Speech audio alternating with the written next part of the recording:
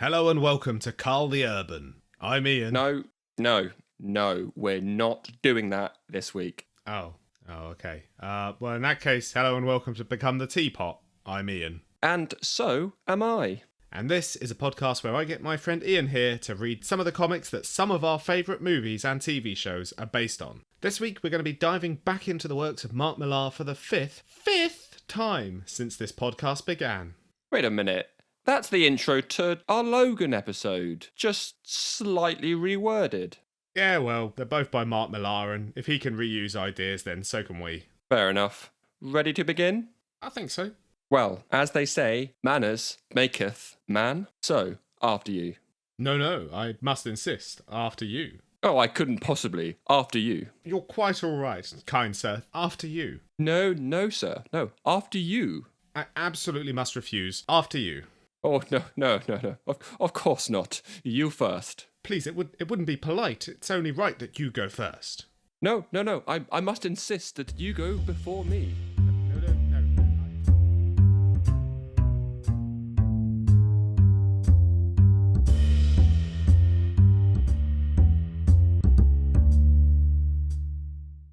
Kingsman, The Secret Service is a 2014 action movie directed by Matthew Vaughn in which a young working-class man meets with adversity as he attempts to join a secret organisation. It's basically that bit in Men in Black with the table and the little girl cut out, Yep. But if it was an entire James Bond movie. Ian, what do you think of Kingsman, The Secret Service? I think it's exciting espionage excellence. Oh, okay. Alliteration there. Yeah, are you impressed? Wow. I mean, it's 3 words. I'm not that impressed. Yeah, but I said them. Oh, I mean, actually, yeah, that's pretty impressive. That is good, actually. Well done. Thank you. I do enjoy it. It's an over-the-top, fun spy film that not only has homages to classic Bond films even, but also updates them, I think. So it brings it into sort of the 21st century. I think I'd rather watch this than the Daniel Craig films. I was always a fan of Bond films when I was a kid, and then when Daniel Craig took over, I watched the first couple, but I sort of faded out of them, and I've not seen the last maybe 2, 3. I don't know. Okay, Ian did 5. I really liked. Was it 6? I can't remember. know. I really liked Casino Royale when that came in. That felt like a breath of fresh air, although Yeah. it was basically a Bourne movie. And then, yeah, Quantum of Solace was a big old pile of shit, so it was all downhill. No, and then I thought Skyfall was all right, and then basically he's had a very up and down Bond career, I would say, and then ended on a sort of middle of the road note. So hey, but we're not here to talk about James Bond. We're here to talk about something very closely linked. So Well, yeah. and this may actually surprise you, quite enjoy this film. Oh, I wasn't too sure how you'd take it, because, I mean, I'm assuming you've seen this before. I have, Like yeah. me. When I was watching it, I mean, I wouldn't say it doesn't feel like your kind of film, but I was really unsure whether or not you'd enjoy it. Because, yeah, it's been quite hit and miss with Mark's work. Mark Millar's adaptations, and also just action comedies in general. And I think ultimately it comes down, it's always about the execution. Yes. You know, I've got a lot more time for a well-executed one like this, which is, you know, I think the case with all films. So The Losers, I didn't think was very good because it wasn't particularly good. Whereas this, which has a very similar tone, is just a lot better. You know, there are definitely aspects I don't love about it, parts that I think let the film down overall. But generally speaking, I think it is a lot of fun, this film. Yeah, cool. Yeah, I mean, yeah, like I said, it's a fun spy film. It's not quite as parody as like Austin Powers. Yeah. Because that's very parody, very over the top. It's not the same as that. It's pretty much, I would rather watch this than Austin Powers. Well, yeah. I'd rather watch this, it appears to be, more than a bunch of other films. Anyway, I think I'm going to stop saying that phrase. I think you probably should. Generally speaking, if you enjoy a film, you are going to want to watch it more than you would want to watch something you don't enjoy. That is very true. I do think it's quite exciting, like I said. You know, the parachute training scene where they're told that one of their chutes isn't working. Yeah. And they're all fine. But I did, even though I knew it was coming, I was like, oh, what's going to happen? Oh, and then I was like, oh, I've watched it before. Yeah. Calm down. Easily pleased. No, there are some absolutely amazing action scenes in this. Making Colin Firth into a plausible action hero is a feat unto itself. Love it. I love him so much in this. That church scene in particular, I would say that is one of the all-time great action set pieces, in my opinion. Yes. It is a ridiculously well executed. I'm watching it back now, and you can see where a lot of the cuts are, and a lot of the frenetic camera movements in order to disguise the transitions, but it's just so frenetic, and so you feel like you're in the middle of that action. It's so well done, and the fact that it's Colin Firth doing all those things just makes it even better.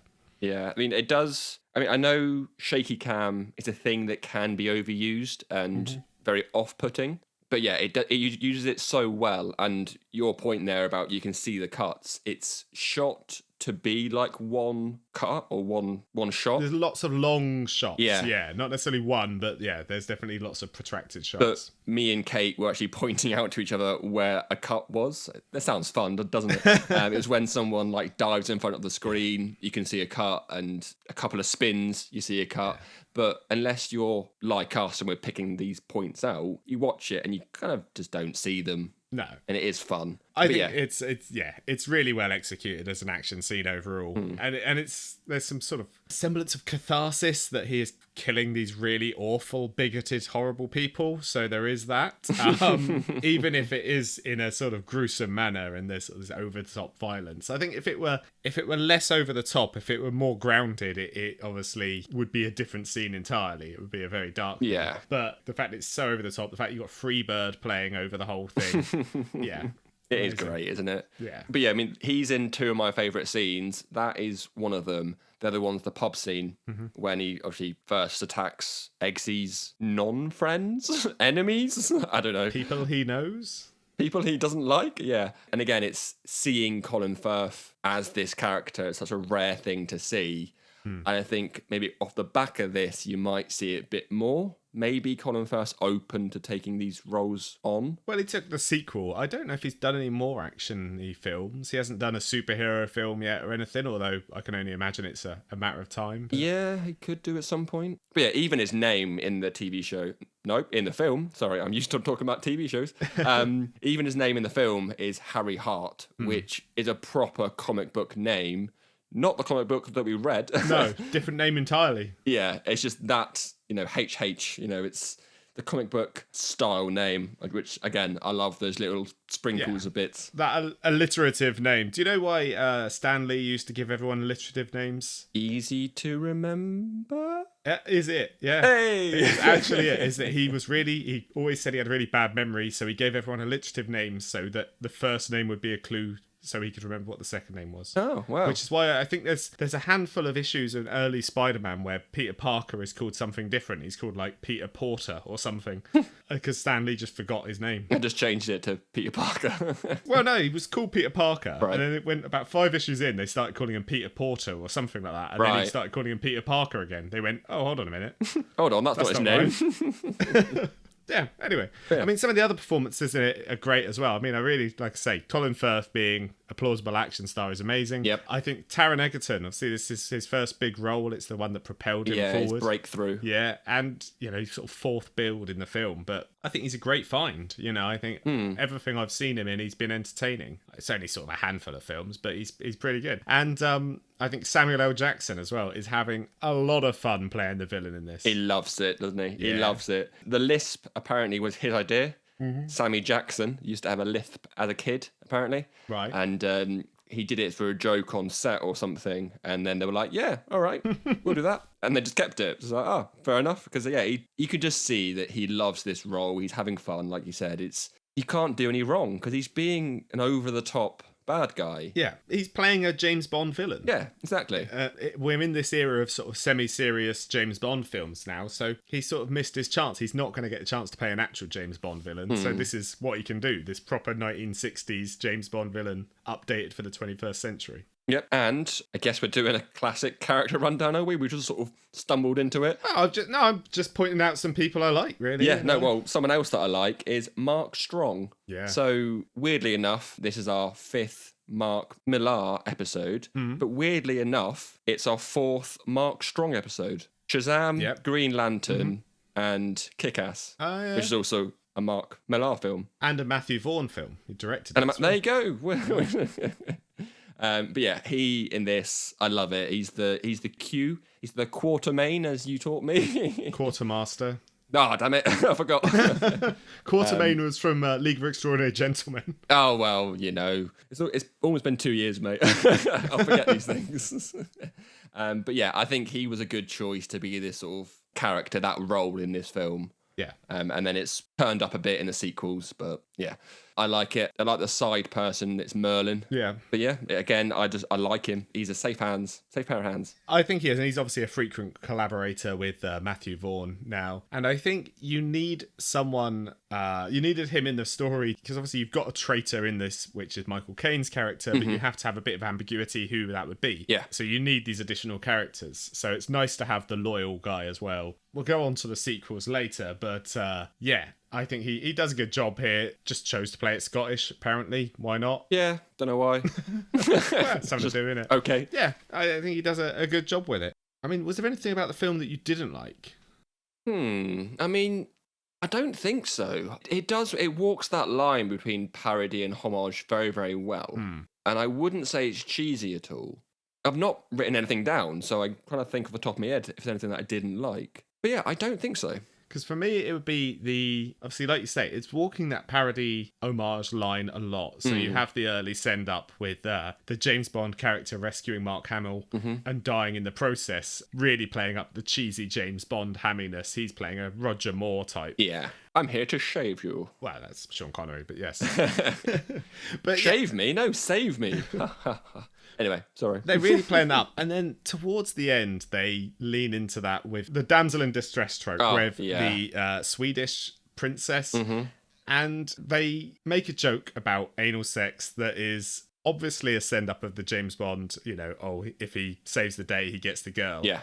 But taken to the nth degree. But I feel it goes too far. Yeah. I feel that it oversteps that mark between, it just takes me out of the film. Every time it happens, she says that line, I'm like, what? And then the ending scene. And the weirdest part is the ending scene is that, and then immediately afterwards, directed by Matthew Vaughn, dedicated to my mother. And I'm like, hold on. I didn't see that. I missed that bit. Yeah. Yeah, okay.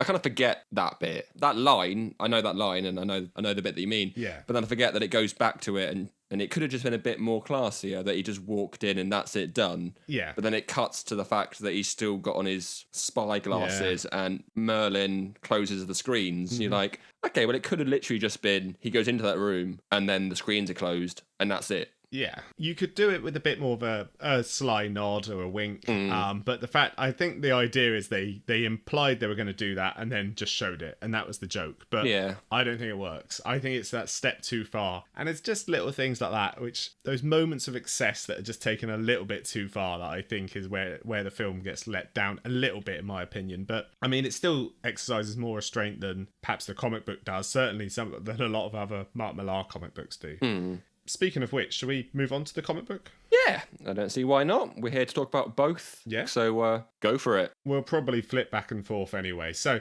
Kingsman: The Secret Service is a 6-issue limited series by Mark Millar and Dave Gibbons, and it has more or less the same basic premise as the film. Streetwise kid coming up in the Secret Service, but with a lot of the details changed, but we'll go into that in a minute. And of course, with a lot more Millarisms, as we've come to know them. Yes. So, what did you think of the comic book Kingsman: The Secret Service? First of all, for a comic called Kingsman, it does not contain Kingsman, which to me is a bit daft. I mean, they could have just called it The Secret Service. Yeah. But I think that's because I've come off the back of the film and gone to the comic. I've noticed this with Mark Millar, is a lot of his stuff is written with the view of turning it into a film or a TV show. Right, okay. Yeah, so the prefix Kingsman was probably added for franchise potential. Yeah. So the comic book was probably just called The Secret Service, and then they added Kingsman afterwards. I think there's like a year or a 2-year gap. So 2012 for the comic, and the film came out in 2014. So they were probably selling the rights when they were releasing the comic, or writing it. Yeah. But I like it. The overall feel of it, it's not Mark's worst works. No. It pulls back on a lot of things. Comparing it to Wanted, it's fantastic. Yes. It's so clean. But I do like how it follows the film. Follows Eggsy's training all the way through.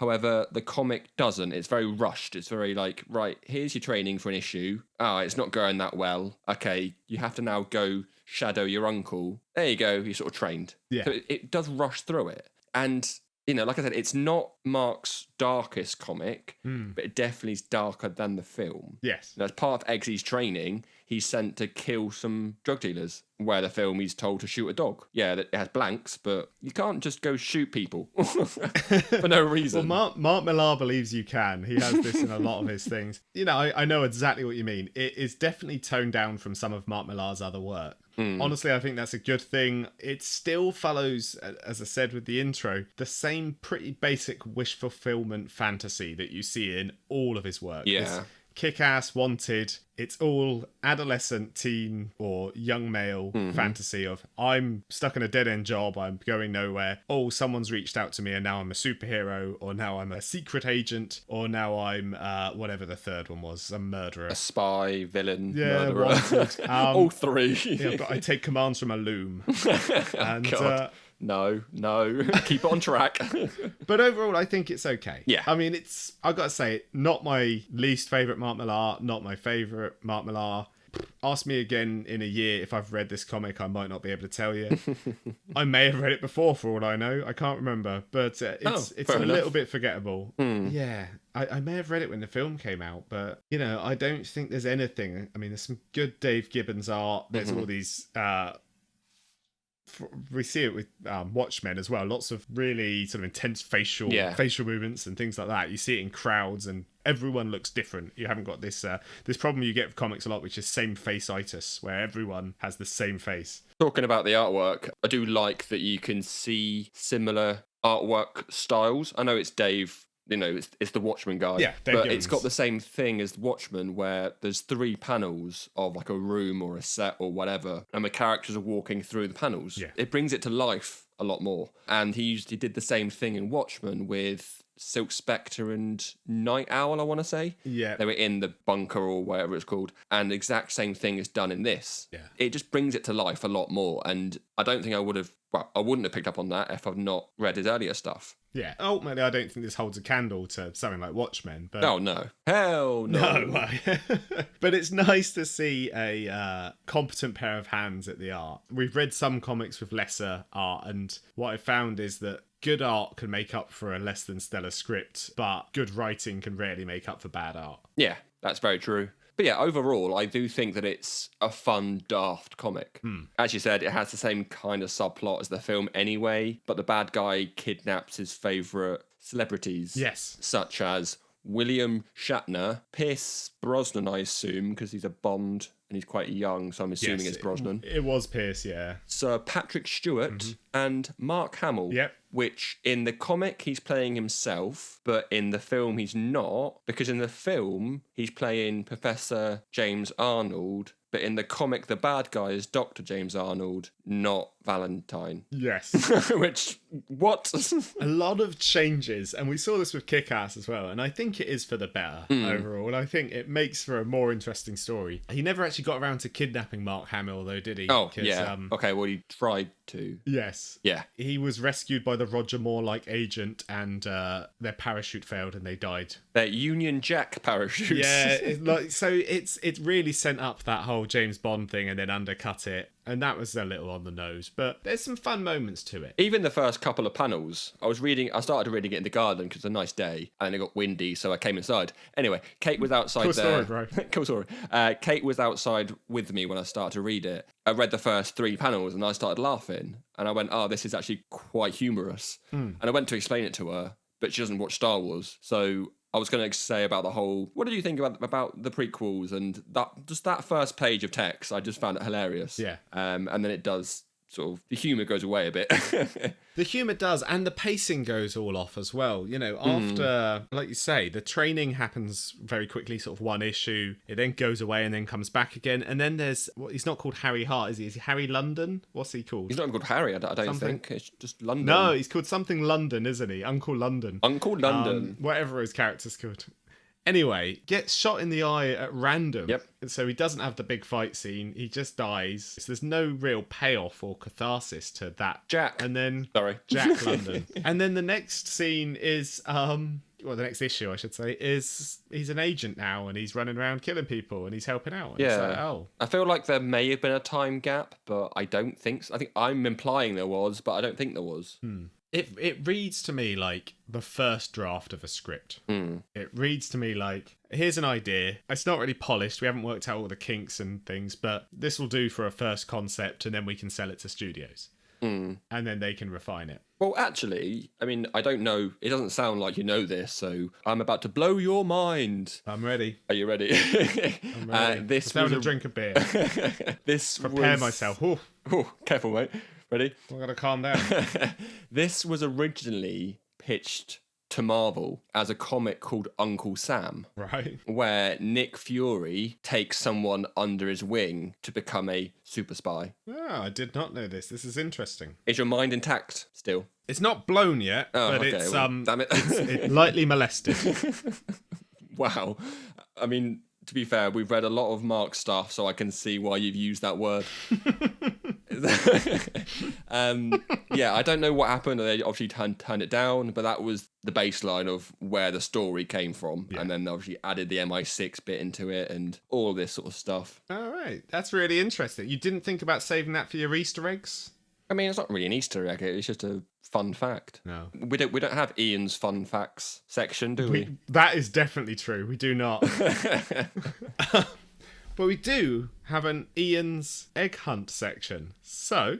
Well, actually, this week it's called Ian's Eggsies Hunt. Hey, I promise. Get it? I'll put the drum snare in this time, I promise. All right, go on then. You're waiting for me to put it in? Oh, yeah. Go on. Go do it now. I'm go edit it now. I'll do it in the edit. Go and buy a drum kit and right now and put it in. Ian's egg hunt. Ian's egg hunt. Ian's egg hunt. I'm not yoking you. Right, so, I mean, we've spoke about the Bond stuff and there's so many homages and references to the Bond films, but a few of them that I like, for example, the weapons. So the knife-tipped shoe is in From Russia with Love. It is. The pen with the poison and the watch with the knockout dart is from Moonraker. Moonraker? I hardly know her.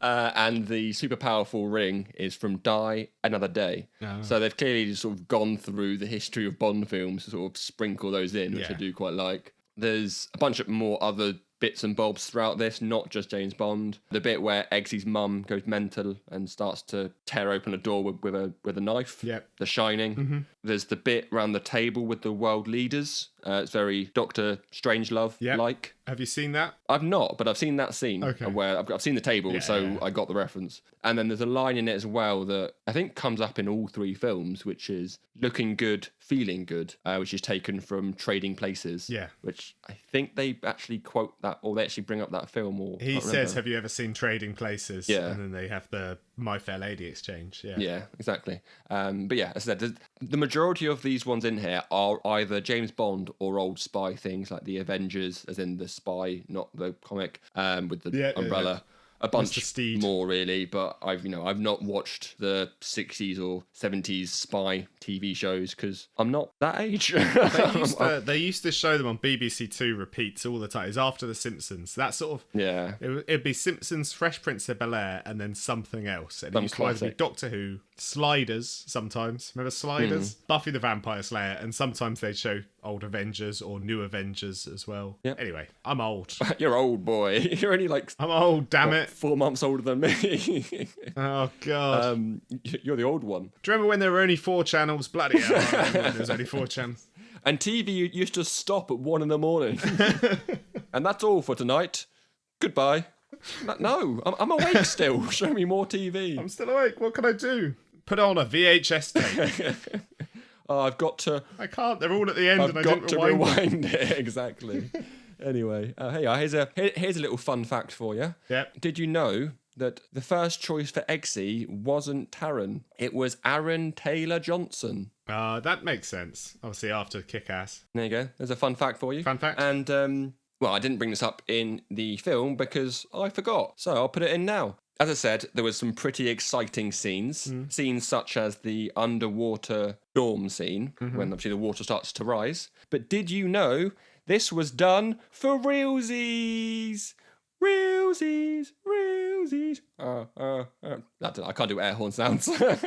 No. That's some more stuff you'd edit in. I'll throw some in. But that's not why I bring it up. The reason that I do say this is because effectively what they did is they made the set, so the room, and they had it above like a pool or like a big old tank of water. Yeah. So on action, the room would sink down into the room, and it was supposed to go down by sort of 4 feet at a time. So it was enough time for the actors to say their lines and all this sort of stuff. But effectively, what happened is that on the first action, the whole thing just went straight down. Yeah. And they were immediately underwater. So that fear you see in their face was real. I really liked the way it looked. I liked how it just enters the room equally. That's really clever. All right, no, cool. Good fun fact. Yeah, there you go. So we don't have a fun fact section, but there's a couple of fun facts for you. Thank you very much. I've got a fun fact for you. Oh, go on. So, there is an exchange in the comic book about Star Trek. It's when they're talking about William Shatner being kidnapped. Yes. And one of the characters says, I resisted the idea of a remake at first, but the chap playing the Doctor was practically channeling DeForest Kelly. Yes. You know what I'm about to say. The chap in question... I forgot that was in there. ...was, of course, Carl Urban. Welcome back to Carl the Urban. Woo! Right, okay, so next episode we need to think about a Carl Urban reference in what's our next episode, which we'll come to at the end, but it can be a hard one. Yeah, it might be tough. I think he was probably in his early 20s. We'll have to find an Australian film. Well, talking about the end of this episode, my weird outro to last episode kind of makes sense because in this film, not the comic, all the characters are based from the Knights of the Round Table. So I think that's where my brain went when I said the last night. I see. Yeah. You're still trying to come up with excuses for that weird segue. Yes, I am. I still don't know what you were talking about, honestly. It was bizarre. Yeah, I think I thought it was called The Last King. I don't know.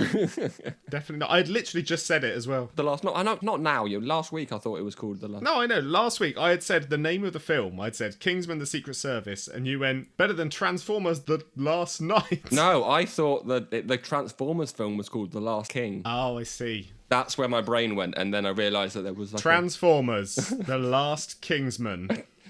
Coming soon to cinemas near you. The quest for more boys. Stop saying that.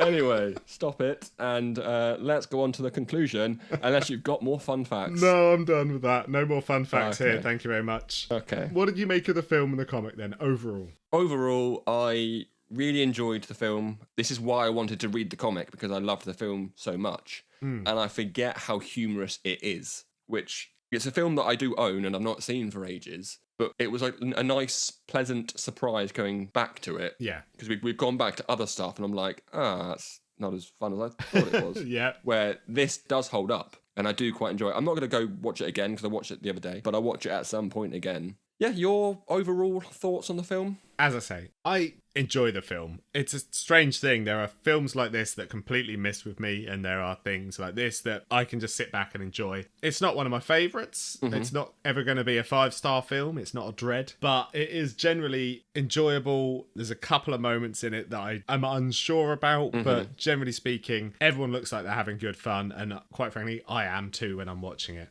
Good. Nice. Comic then. So yeah, I enjoyed it actually. It was a nice breath of fresh air, kind of, compared to other of Mark's work. I didn't feel as dirty coming away from it as I normally do, which is always nice.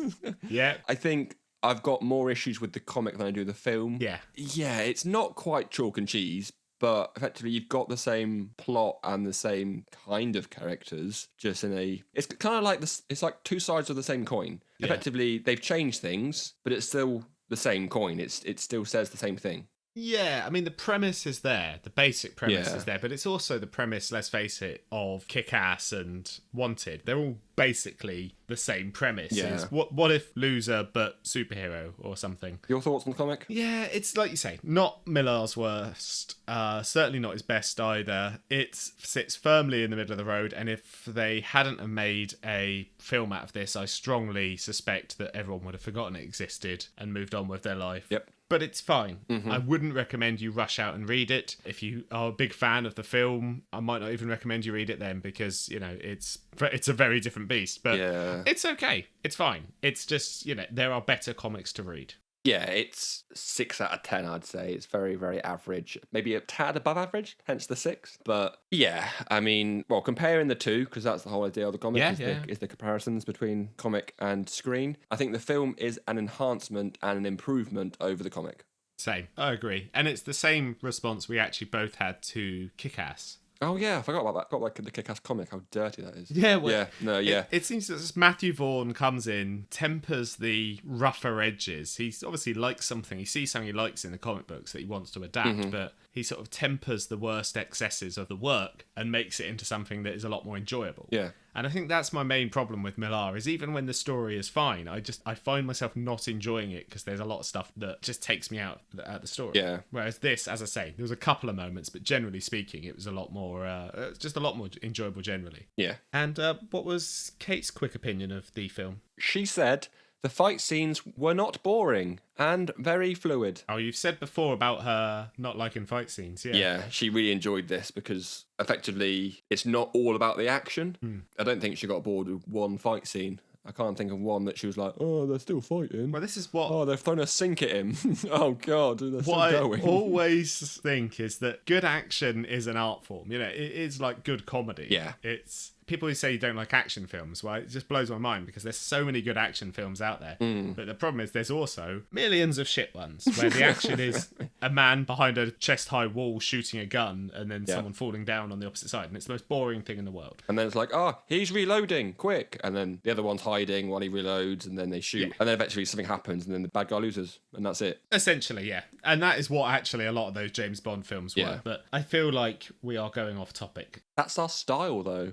That's what we do. Yeah. Well, in that case, speaking of off topic, any other business? Well, yes, we've got something planned, but I've just thought of an extra little fun thing to add on. Oh, God. Obviously, Taron Egerton being the main character in this. Have you seen the current online buzz about that actor and a particular role? I have seen that he has been approached by Marvel, supposedly, or he's had talks with Marvel. People are getting very excited about him playing Wolverine, which I don't see at all, really. But, you know... I mean, he's the right height for it.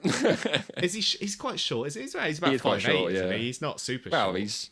he's not Hollywood height. I think he's average height. So he's not like a Henry Cavill who's like 6'1", I think 6'2". Yeah, I mean he's a good actor, so I could definitely see it. And it's Wolverine. Let's face it, it's not. You don't need Olivier to play that role, so I'm sure he could do something with it. Why not?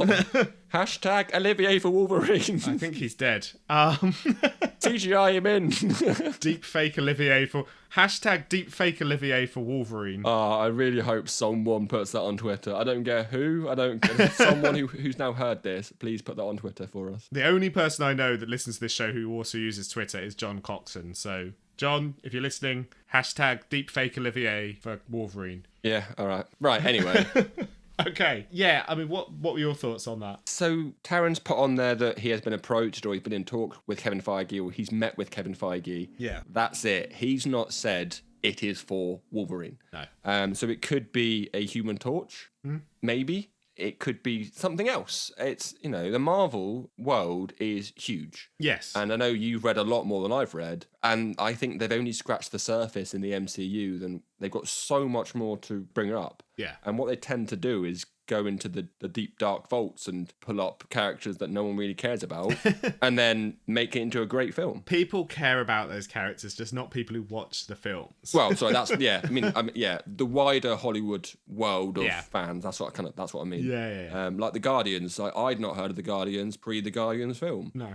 And it's one of my favourite films. Mm-hmm. That kind of thing. Like, he could just be someone random. Yeah. I mean, like what they've done with Adam Warlock and The Guardians 3. They've picked the guy who was in We Are the Millers and got is being attacked by a spider, which is a really weird actor to pick for that role, but I'm sure it's going to work really well. In fairness, he's been doing a lot of good work since then. Yeah. We are the Millars. We're the Millars was not the last film he did. No. He's done a lot of good. No, but I that's... feel like you're selling him short. I always think of that role when I think of that actor. But anyway. But do you think of, when you think of Chris Evans, do you think of Captain America, or do you think of him with whipped cream bra and panties on in Not Another Teen Movie? I mean, a bit of both, really.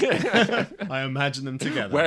Wearing the Captain America helmet and holding the shield. For Queen and Country. No, wait, that's the wrong one. That's more British. Yeah. For presidency and freedom. I don't know, whatever Americans say. Sorry, any American listeners. So I think it's for presidency and freedom. I think that's their catchphrase, Americans. Sorry for anyone who lives in America who's just heard me say that. I do apologise. Anyway, and just sorry for anyone who lives in America. Oh, you just don't. That's not. Stop it. Right. Anyway, our actual Any Other Business, our AAOB. We were talking about the sequels before we chose to do this, and I had seen the second one. I'd not seen the third one. So I feel with this is the optimal opportunity. Oh, some more alliteration to talk about them, effectively. Yeah. So the sequels, or more accurately, the sequel and the prequel. Yes. You didn't rewatch them, did you? I did not rewatch them. No, I only watched. I watched the Kingsman when it came out on Disney Plus. Yep. So 3 months ago. So I wasn't going to rewatch it. Yeah. I was going to say I vaguely remember it, but we'll go on to that in a moment. I feel we should do the golden circle first. I think we should. So do you want me to go first, or do you want to go first? Yeah, I mean, you're doing it from your memory. Yes. So looking back at that film, what do you take away from it, or how does it make you feel? So, as you said, I didn't go back and watch it, and with very good reason. I did not want to do that to myself. I've seen this film twice, I think. Once in the cinema, once out. And to be honest, I think that's twice too many. Wow. It's really bad. It's unfunny, puerile. It's got none of the charm of the original, and all of those bits I said that just took me out at the moment ramped up to 11. Yeah. The Glastonbury scene, the extended, extremely unfunny gag with Elton John. For some reason, he just turns up. It's like a little one-off gag, and then he's just in the film as a main character for half an hour. Yeah. There's all the boring statesman characters who don't do anything. They literally don't do anything. They turn up and just then leave again, apart from the one who betrays them. And then... Spoiler. You've got Julianne Moore, who not even she can do anything. She's absolutely phoning it in. I don't know. It's one of these things where I feel like they took the wrong thing from the original and ramped those up. Yeah. It really reminded me of, and this is a sad thing, is Kick-Ass. Yeah, Kick-Ass fair enough. 2 was terrible. Admittedly, that was by a different director. This one was by the same director, was still shit. The only good thing that came out of this film, indirectly, is Rocket Man. Yeah, to be fair, that's how Taron and Elton met, which is quite funny, isn't it? Yeah, little just sidestep for a second. Have you read any more Kingsman than these issues we've read? As far as I know, there's a tie-in... The one-shot, isn't there? Tie-in one-shot, which was like a 6-pager. Uh-huh. And then there was a second volume, I can't remember what it was called, by a different writer. But I've never read that. But that was a very recent thing. Right, so they've not used that second one as this film. Right, okay, fair enough. I don't think so. Okay. Yeah, I mean, I agree with you what you've said. The only thing that I kind of went meh about is it's not as bad as I thought it was. Because I mean, not watching it, I would have said, yeah, 100% what you've just said. But I came away thinking that wasn't as terrible as I thought it was. You know, it's not a touch on the first one at all. But it does suffer from the sequelitis, as we've said before. Yeah. It's trying to be bigger and more explosions, more stakes. But I'm just like, meh. Cool. Like, I mean, they're going to stop you eventually. I don't care. Well, it does a really terrible thing, which is just a cardinal sin of story writing, is they undo... So you've had one film that was successful. Yep. So you undo everything from that film for the second one. All of the stakes and everything, Harry Hart dying. So let's bring back Harry Hart. Well, Roxy became a more prominent character, so let's kill her off. Yeah. And Merlin survived the first film. So basically, anyone who survived the first film gets killed off in the sequel. And anyone who died in the first film gets brought back. Yeah, It's a complete reversal. Yeah. Well, they are in talks. Well, that's in talks. Apparently, they're doing a third and a fourth one. Right. No, fourth and a fifth one. Whatever. I'm taking the prequel away for a second. Fair enough. They're doing a Third and a fourth. A third and a fourth one. Effectively filming them back to back. which will be a conclusion to Eggsy and Harry or Galahad, but they're both called Galahad, whatever. It will be a conclusion to their story. Oh, you mean Jack London? Jack London, yeah, which when I was something I forgot to say. When I was reading the comic, I thought it was like, this is Agent, he's called London. This is Agent, he's called Manchester. Or like I just thinking there was like random, like that was going to be their code names, was places in the UK. They could only get to the borders of their city, and they yeah. God, it's Agent M23's job now. I had to hand it off. It's Agent M25. Oh, good luck. He'll be stuck there for days. But yeah, this film, it's still pretty bad. I just didn't care, really. I did still find it funny. There were still funny bits, but it's not as funny as the first one. And I think they're jokes that are forced on. Yeah. And they bring back the Swedish princess, yeah, which is now his girlfriend and whatever, which, fair enough, you got a bit of character growth for Eggsy in that kind of aspect, but it's just a little bit, like, I do hope that they iron out the creases for the third and the fourth one, whatever I'm saying, you know, the two coming after this. Yeah, well, they've taken a bit more time with it, at least. You often find this with this first sequel of an unexpected hit, is that it's a surprise hit, so they scrabble to get something else out. We saw it with Iron Man 2. Deadpool 2. Yeah, and Deadpool 2. And the results are never that good, never that promising, because they've rushed something out. And then usually they'll ease off a bit, work on the script a bit more for the third one, and hopefully the third one will be an improvement. But we'll see. Just before we move on to the Kingsman, also, they are making, apparently, a TV show based on The Statesman. Hooray. There you go. So that was also going to be a film, but it's now been turned to a TV by, I think, Matthew Vaughn. Okay. I don't know that bit. Including all your favourite characters. Channing Tatum. Tequila. Halle Berry. Mando. They didn't have characters. They were just actors. They were famous actors. The person from Wanted, so that's Halle Berry. Yeah. Mando from Star Wars. Magic Mike. Who was the champagne? Who was Champ? It was what? Jeff Bridges? Yeah, he just played himself. He did play himself. He was Obadiah Stane. Yeah. Tron. Anyway, that's enough talk about Tron. All right, go on then. I said the word Tron, and that is as I don't know how that film got a sequel, quite frankly. Why would anyone have nostalgic feelings for Tron? Anyway, The Kingsman. Yes. Let's talk about that for a bit. Right, so this is the first time I've seen it, and I actually, on Friday, did a back-to-back. I did a sequel-prequel back-to-back, which, I'll be honest, I was pretty tired from work anyway, and I put on the first one, had a few laughs of it, put on the second one, and even before I pressed play on Disney Plus, it says comedy, spy, action, adventure. I thought, oh great, it will be like the first two, fine. Nope. Nope. It is different tonally, isn't it? It's very different tone. There's still a lot of comedy in there and a lot of action, but the vibe is different. Yeah, and it's so slow. I found the first 45 minutes or so, I was just trudging through it. Right. And it takes such a long time to get into it. It's only the last 30 minutes, 40 minutes that I thought, oh, here we go. It's actually getting quite fun now. It's quite good. Yeah. But yeah, it's so historical. Well, in the context of the Kingsman verse. Yeah, I mean, it's set in a historic time. Yeah, it sort of shows the start of World War One and the reasons behind it, again, in the Kingsman verse.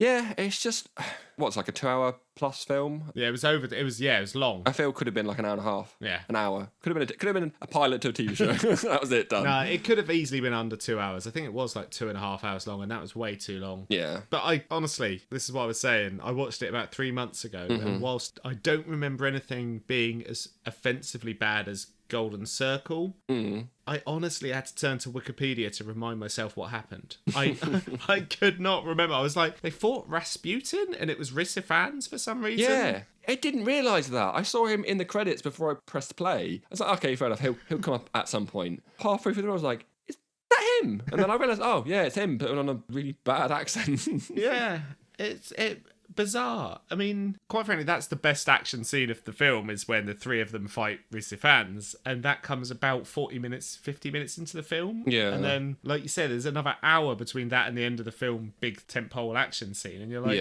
come on, get to... Oh, fucking hell. I found myself egg hunting on a film that I don't have to do an egg hunt for, and effectively, I think that's why they were there. You know, there's a bit in, I think, the White House when they've got a bottle of the Statesman whiskey. I'm like, oh, there you go, there's that. Again, there's the, I look good, I feel good, that kind of thing. That was in... Wait, hold on. Iain's egg hunt. Iain's egg hunt. I'm not yoking you.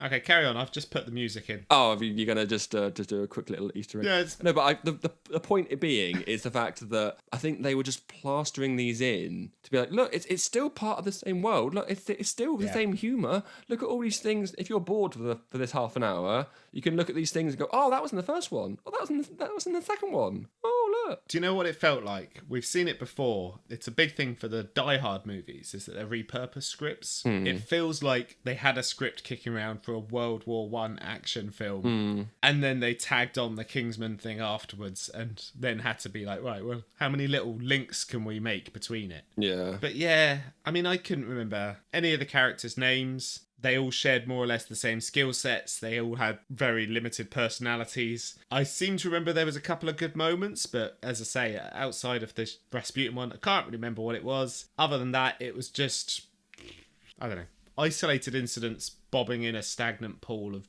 beige water. And that's the tagline. Yeah. Weirdly enough, that was the tagline. Put that on your poster. You bastards. So yeah, because I was saying I was actually quite tired after work on Friday, and then I decided to watch these back to back. I got half an hour into The Kingsman, and I could feel my eyes just closing. And I was doing that bit where you close your eyes for what feels like a second or so, and you open, you go, oh, I've missed like 2 scenes. So I had to pause it, had a nap, and then went back to it. To be like, all right, I better watch this, because it's not just like, I watched this years ago, I'll talk about it. I'd never seen it before, so I had to watch it. Yeah, and it was one of those films that I did pause when I left the room, but I came back and thought, didn't have to. It's just... So rank them, right. So rank the films. Best to worst, Kingsman, Golden Circle, and The Kingsman. Well, I don't know about you, but I think we might disagree. I reckon The Kingsman, Yep. the first good one. Yeah. There you go. Then The Golden Circle, and then The Kingsman. So the order they came out. See, I would say Kingsman, The Secret Service. Yep. And then there's a long gap where people just sort of throw rocks at you or something, and that's more pleasurable. Then you've got The Kingsman, The Kingsman, which was, as I say, forgettable but largely inoffensive. And then Golden Circle, which I don't remember enjoying it at all, you know? Yeah. That would be my order. But ultimately, I think, to be honest, they should have just gone for broke and gone, let's make one film. That was a good success. Let's do something else now. Didn't need a follow-up, didn't need a sequel. Yeah. I don't know where the prequel kind of came from. They probably tried to go back to Taron and Colin Firth and realised that Taron had moved on to other films and gone, right. In the meantime, let's do a prequel? Yeah. Question mark? And then they repurpose a script and they force it in there. I mean, I don't know. That's speculation. But either way, it wasn't necessary. And also, the fact that the original film is such a send-up of James Bond films, then to make a bunch of lazy sequels and prequels, just sort of, this is the exact thing that you're parodying. Yeah, actually, to be fair, the second one, the King Circle, bloody hell. The Golden Circle does feel closer, if not kind of the same as Austin Powers parody level. Yeah, because they've got the weapons and all these sort of things. Fair enough, but like not one of the good Austin Powers, one of the weaker ones. Yeah, I don't know. I can't remember. I quite like Goldmember. That was fun. I think the second one I can't remember the second one. The Spy Who Shagged Me. That's the first one. Oh no, it wasn't. That was International Man of Mystery. Yeah. No, I can't remember. I like the third one's fun. Anyway, and then with the prequel, I mean, effectively, yes, it is in 1914, so actually way before the first James Bond film. Yeah. But you could still do something homage-esque to a Bond film of the early era. You could do. Oh, that was the worst thing, actually, about Kingsman that might bump it down, actually. I said there was nothing offensive about it. The fucking after-credit scene. Oh, yeah! For Jesus. The Kingsman. What the hell was that? Who thought that was a good idea? Literally, a Thanos... Right, I'm going to spoil this for you. If you've not seen The Kingsman, don't worry about it. It's like a Thanos, like in the Avengers style teaser for Hitler. Literally pops out and goes, "We've just had that war. There won't be another one of those for a while. Let me introduce you to my friend, Adolf Hitler." And he pops out of the shadows. And I'm even pretty sure he says, "I'm a fan of yours," or something stupid. Yeah. To, not Rasputin, but... The other bad guy. Stalin? No, I don't know. Was it? I don't know. I don't know. Some bad guy. So yes, I've been a fan of yours for a long time. Yeah. I'm Hitler. It's like, if you ever want to know the origin of the axis of evil. Yeah, I mean, I really hope, obviously they've got the fourth and whatever number they are, they've got 2 more coming out with Eggsy and Colin cometh Earth. And I'm just praying to whatever's up there that they don't make a Kingsman sequel with Adolf Hitler. I think they should do a time travel caper. They should all, Eggsy and old Harry Hart and Jack London should join them, and they should all go back to the past and fight Hitler.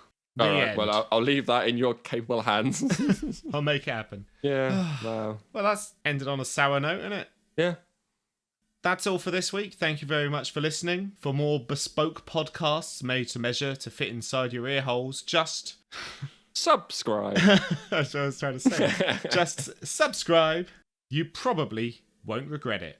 Next episode, it's... Caw-caw. Oh, you hear that, Iain? Caw-caw. It's the sound of a bird. It does sound like a bird, doesn't it? Caw-caw. But which bird? Well, it must be an omen, because next episode, we're going to be watching The Crow, the 1994 film famous for being Brandon Lee's last movie. Less known, perhaps, is that it is based on a comic book by James O'Barr. So join us next time as we squawk on about The Crow. I can't wait to fire it up.